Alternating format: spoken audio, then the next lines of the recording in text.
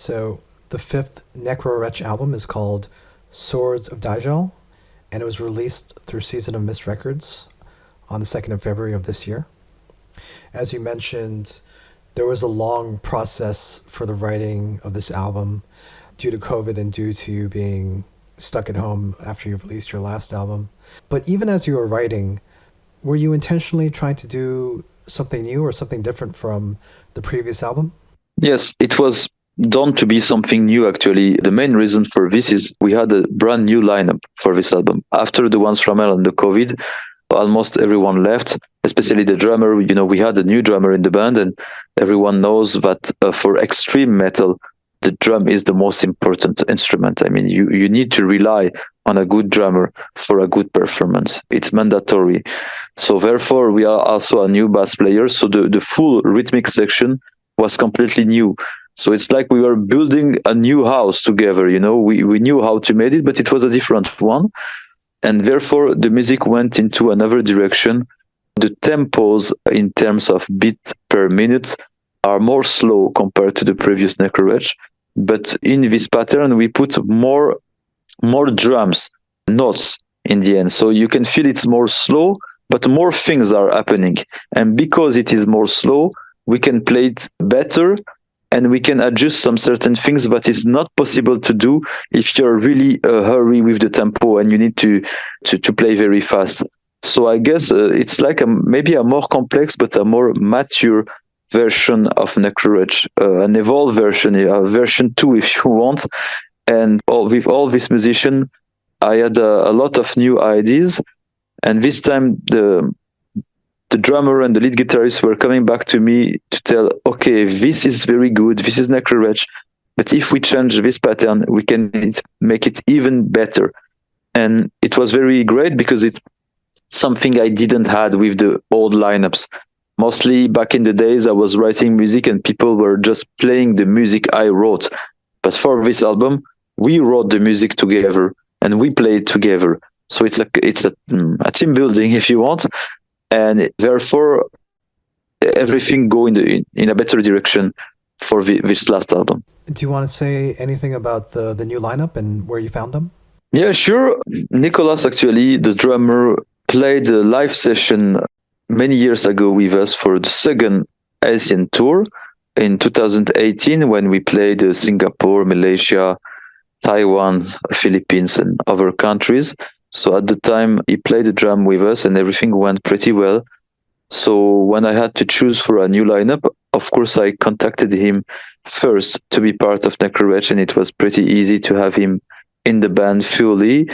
And for the rest of the lineup, they are from a French band, which does not exist right now. It was called Cadaveric Fumes. I mean, the listener can check out this band because it was very good death doom metal. But they split up, and for many years we shared the stage together in France with them, and I really like these guys. Good musician, and they were big fans of Necrowretch since the first demo.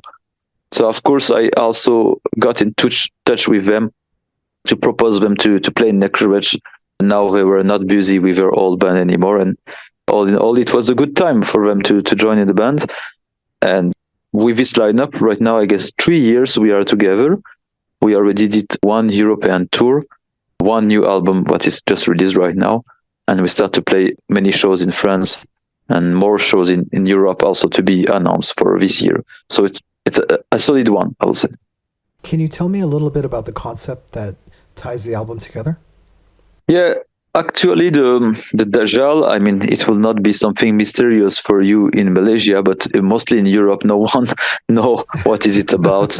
I can call this album maybe Swords of the Antichrist, for a European audience, but I prefer Swords of Dajjal was something more strong because mostly in black and death metal, when the lyrics are about magical esotericism or kind of religious topic, it's always about Jesus Christ and the Judeo-Christian vision of heaven and hell.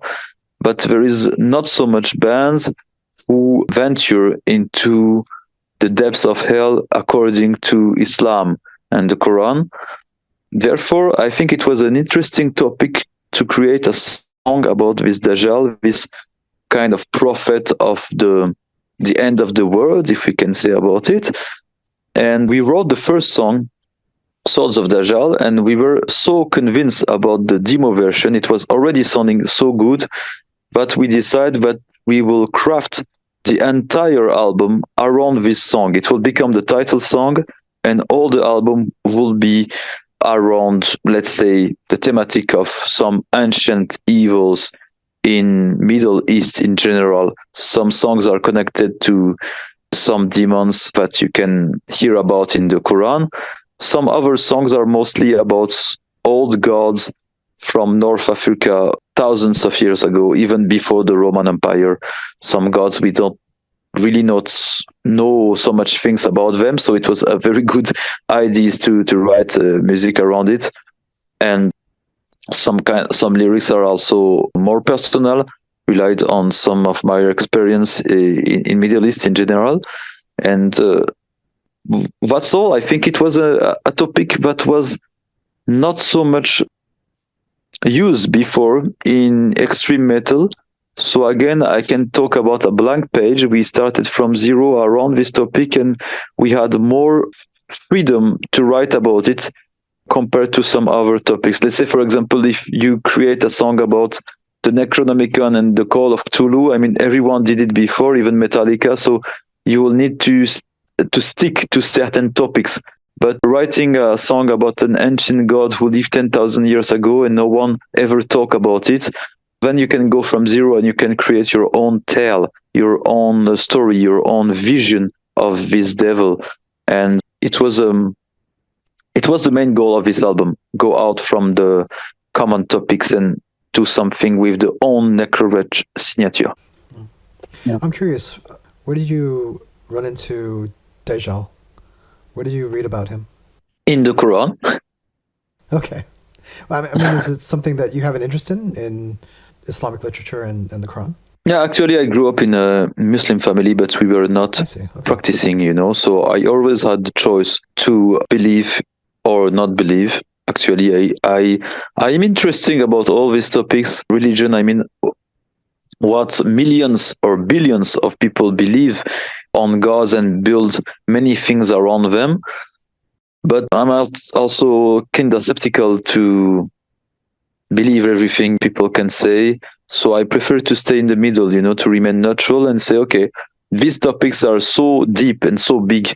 You can make 1 million album around it. You can make a lot of art, not only in music, but also for the paintings or the artwork in general. It's something very interesting. And I like to create my music around some esoteric or mystical thematics. But in any case, we are not bashing or denying anyone's belief. If people want to believe in Islam or in Jesus Christ or even some other things, it's up to them. I mean, no problem about it. We played many times in Muslim countries. We never had any problem. I'm really fine for it. So I do not want people to believe we do songs about Iblis or Shaitan, Dajjal to bash them. No, it's just a vision. Like you will go to see a horror movie. It's just a vision of horror, a tale that we are creating. But in any case, we are not against anyone. In opposite, I will say we are kind of open to all these topics because it can bring a lot of artistic value to us.